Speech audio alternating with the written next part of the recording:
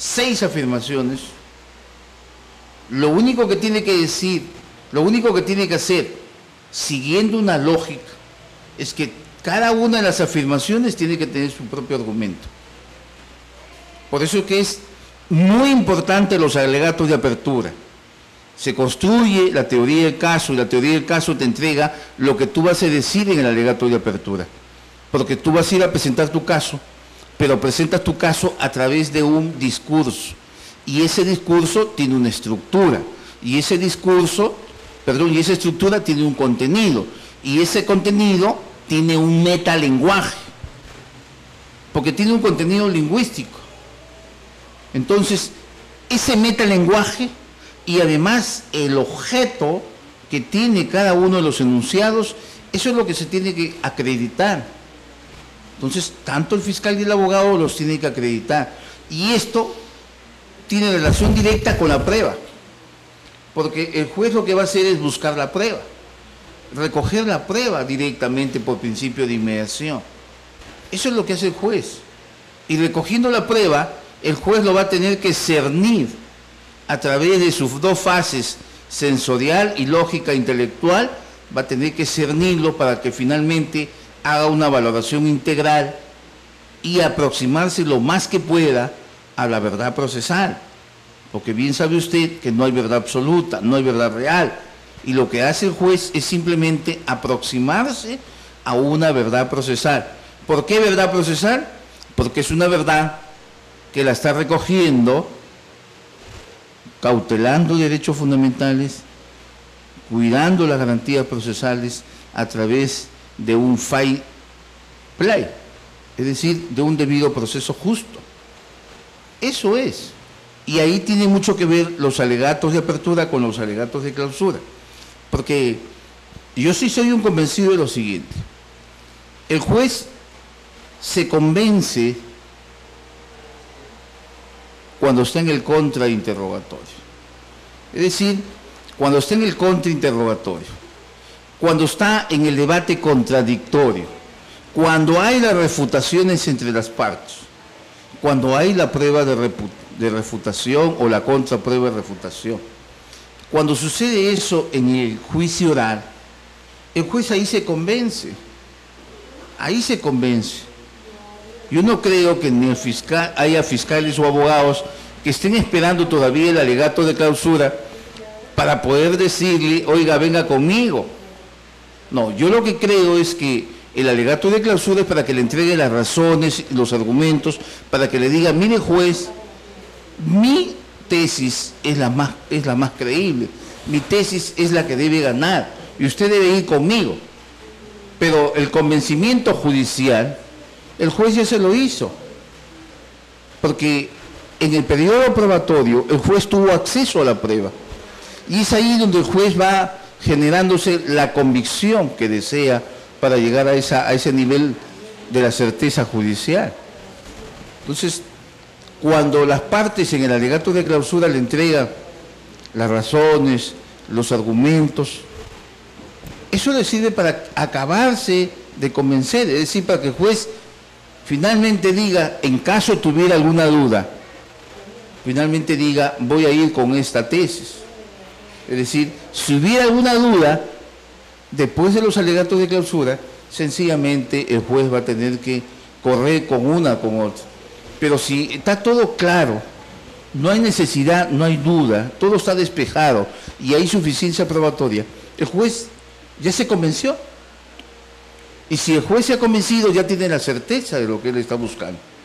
Por eso es que yo sostengo, y lo he sostenido recientemente en la ciudad de Ica en una ponencia, de que el alegato de apertura, y por qué no también el alegato de clausura, tienen relación directa procesal con la prueba y con la verdad procesal. Por eso que es importante. Muy bien, este alegato de apertura, cuando estábamos diciendo que debe tener algunos enunciados lingüísticos, esos enunciados lingüísticos tienen que cubrir qué, es decir, tiene que responder el qué, tiene que responder el cómo, tiene que responder el cuándo, el qué, el cómo, el cuándo, el por qué, para qué, ¿En dónde? Esas son las preguntas que se tiene que hacer aquella persona que va a ir a hacer un discurso jurídico, es decir, ¿dónde lo mataron? ¿Cómo lo mataron? ¿De qué forma? ¿Bajo qué circunstancias? ¿Por qué razones? ¿Por qué móvil? ¿En dónde? ¿Quiénes? Esas son las preguntas que se tiene que hacer un fiscal o un abogado, porque se tiene que cubrir en el alegato de apertura. Tiene que ser cubierto, por eso que la estructura, cuando te enseñan discursos jurídicos, te dicen que tiene que haber una primera etapa del planeamiento, del planteamiento, la segunda etapa del nudo lingüístico, es decir, para mí los conectores lingüísticos, y la tercera etapa de lo que tú vas a decir, de lo que tú vas a pedir, es decir, de la decisión. Entonces, no se trata de ir a improvisar un alegato de apertura, se trata de ir a hacer un discurso jurídico oral, pero debidamente estructurado, debidamente planificado a efecto de lograr lo que tú estás persiguiendo. Bueno, acá finalmente quiero decirle lo siguiente, que al discursante debe tener en consideración que debe tener una buena técnica de comunicación, que debe tener habilidades comunicativas para que sepa llegar, para que sepa entregar el mensaje. No debemos olvidar que hay un mensaje y hay un mensajero. El mensaje nunca va a ser bueno si es malo el mensajero. Además de estos consejos, el discursante debe tener conocimiento de lo que es los principios del informe oral, porque todo informe oral tiene sus principios. Todo debate procesal tiene sus principios y sus reglas de oro. Pues lo que tenemos que hacer es conocer estas reglas de oro, conocer estos principios a efecto de poder lograr lo que uno persigue. Saber qué cosa es una pretensión procesal, saber qué cosa es lo que yo pretendo, conocer de qué se trata el objeto litigioso. En todo discurso jurídico oral se debe planificar qué hacer, cómo lo voy a hacer en una audiencia o en un juicio. Eso me tengo que contestar, sí. Evidencias y pruebas, elementos probatorios y fundamentos probatorios. Cuando se habla de evidencia y prueba, la evidencia es antes de que llegue la acusación al juez. La prueba se va a producir, se va a lograr en el juicio oral, en una audiencia especial, excepcional como la prueba anticipada. En el juicio oral, porque ahí reina el principio de inmediación, donde el juez está directamente mirando, observando, percibiendo.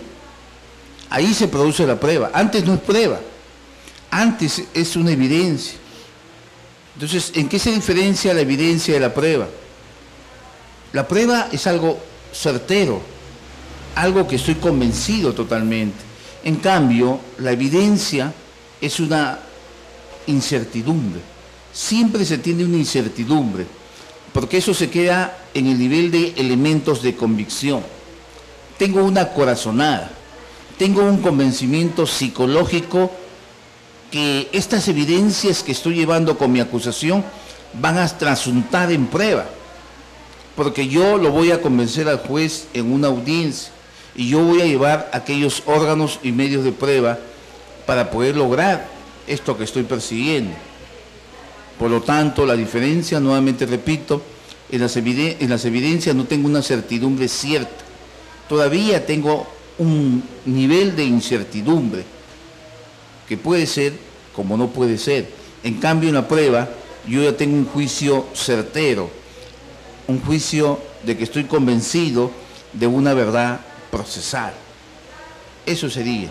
En cuanto a elementos de prueba, ¿qué cosas son elementos de prueba? Los elementos de prueba son datos objetivos, y datos objetivos que me permiten partir, que me permiten hacer algunas inferencias, algunas deducciones. Los elementos de prueba me ayudan a lo que es la prueba de acumulación de certeza, a lo que es la prueba indiciaria.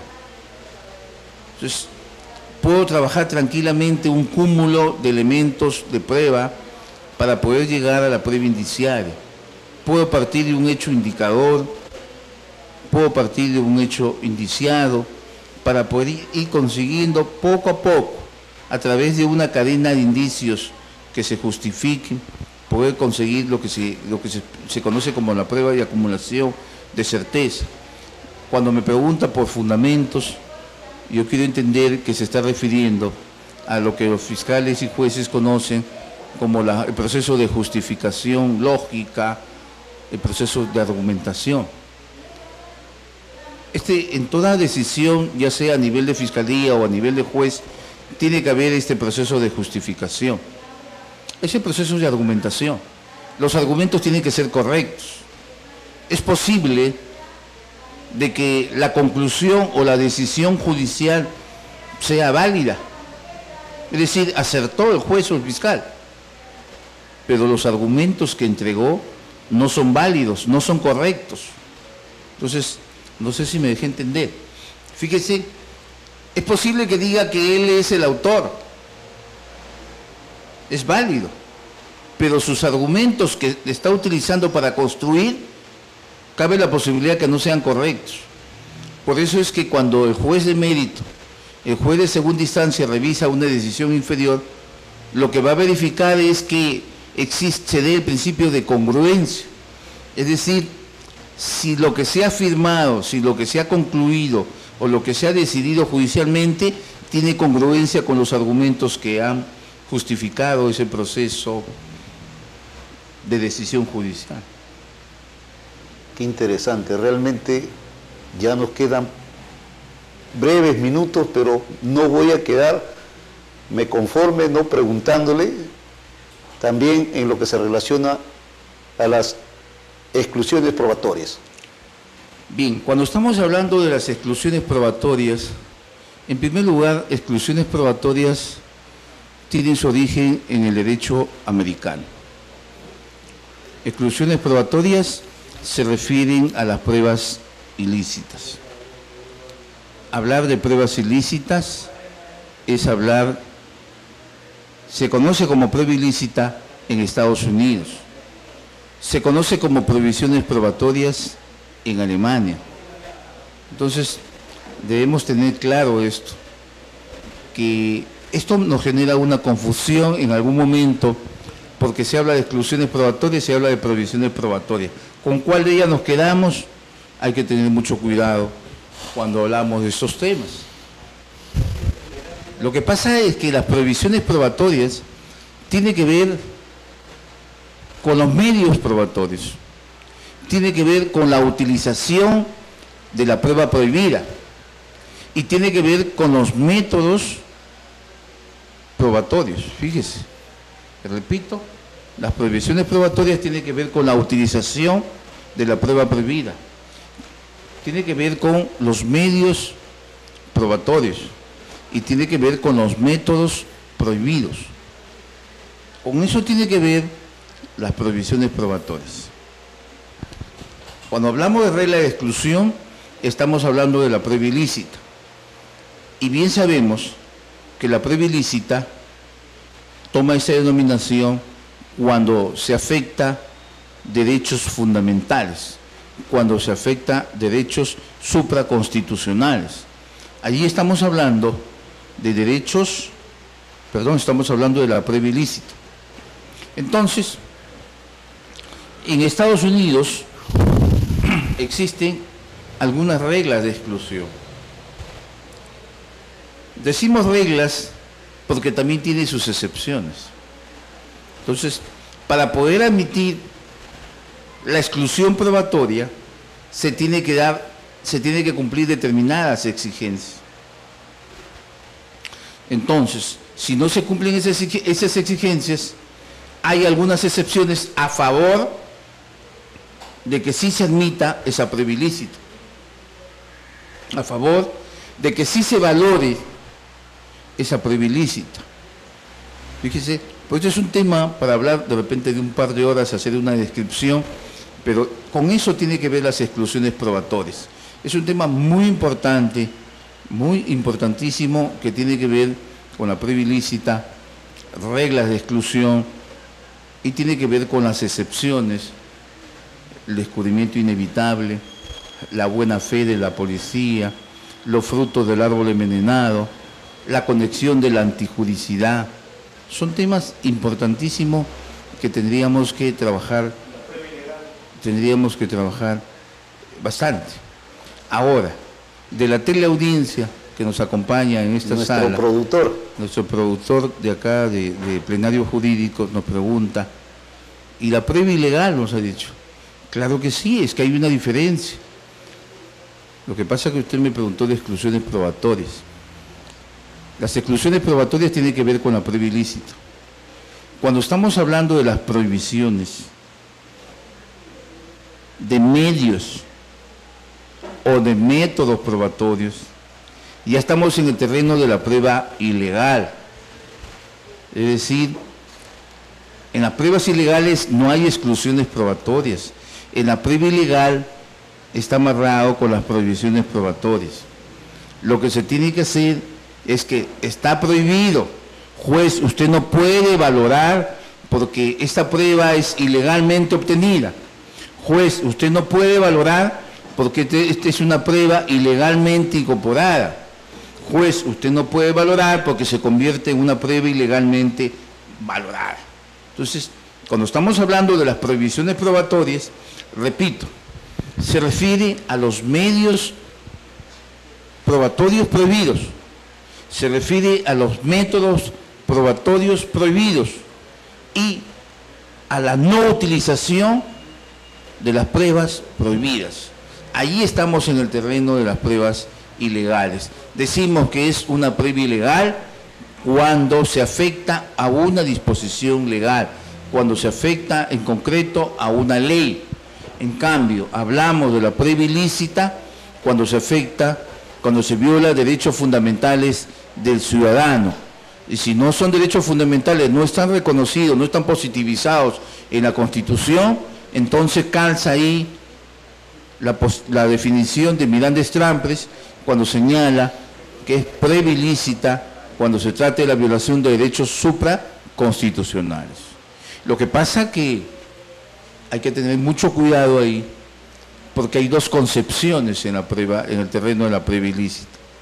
Hay una concepción amplia y hay una concepción restrictiva, y esto hay que tener mucho cuidado, digo, cuando se lea material de aquellos estudiosos de la Europa continental. Un bonito libro para revisar sobre lo que es prueba ilícita desde una visión de una concepción restrictiva sería Miranda-Estrampres. Bien.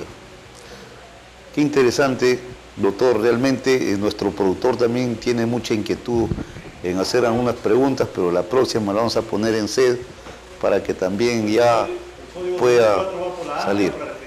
Esa pregunta interesante que le hace nuestro productor. Nuestro productor nos pregunta si va por el sendero amplio o por sendero restrictivo. Sí. Me parece que tendría que preguntar al productor a qué punto o a qué categoría del código se refiere. Pero quiero entender de que él está hablando de la prueba ilícita. Él está hablando de la prueba ilícita. Ya el maestro San Martín lo ha señalado, de que nuestro Código Procesal 2004 sigue a la teoría la teoría del fruto del árbol envenenado. Eso es. Es decir, ahí tenemos en consideración a las prohibiciones probatorias independientes, porque ahí entramos adicionalmente a las prohibiciones probatorias al terreno de las independientes y las dependientes. Pero en concreto, para contestarle a nuestro productor de este plenario jurídico, es que sigue la teoría del fruto del árbol envenenado, y la que se queda, la que ha sido dejada de lado, es aquella corriente que busca la eficacia a como dé lugar de la averiguación de la verdad. No, en este país el Código Procesal 2004 respeta derechos fundamentales y respeta las garantías procesales del ciudadano. Y esa es nuestra corriente, nuestra posición también, respetuosa del derecho a la dignidad humana y respetuosa del derecho al ejercicio de la libre personalidad del ciudadano, que es la libertad de acción y la libertad de decisión. Muchísimas gracias. Qué interesante, realmente hoy día hemos tenido un conversatorio amplio con el doctor William Quiroz Salazar. Ha sido un deleite realmente hablar de este tema del modelo procesal penal ya vigentes del año 2004 en nuestra jurisdicción de la Corte Superior de Huaura. Maestro, ¿cuáles son sus últimas impresiones? Porque ya estamos, ¿no?, a puertas de cerrar, digamos, el tema. Lógicamente, el doctor es ya co-conductor de plenario jurídico y ya usted vitalicio, maestro, porque cuánto quisiéramos tenerlo usted, no solamente este lunes, sino todos los lunes que vengan, de 5 de la tarde a 7 de la noche. Sus impresiones de plenario jurídico, doctor. Bueno, mis impresiones es que ustedes están haciendo un rol activo en la enseñanza y en la difusión del derecho procesal y posiblemente también en otras disciplinas del derecho. Nos parece importante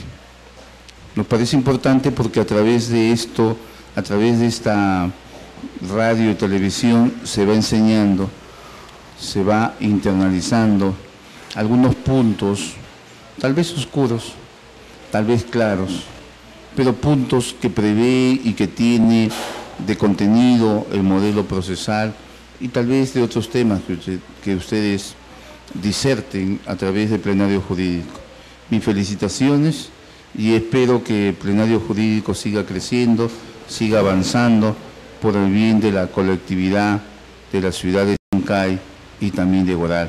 Muchas gracias y a su disposición. Gracias a usted, cuando usted disponga. Un aplauso para el maestro.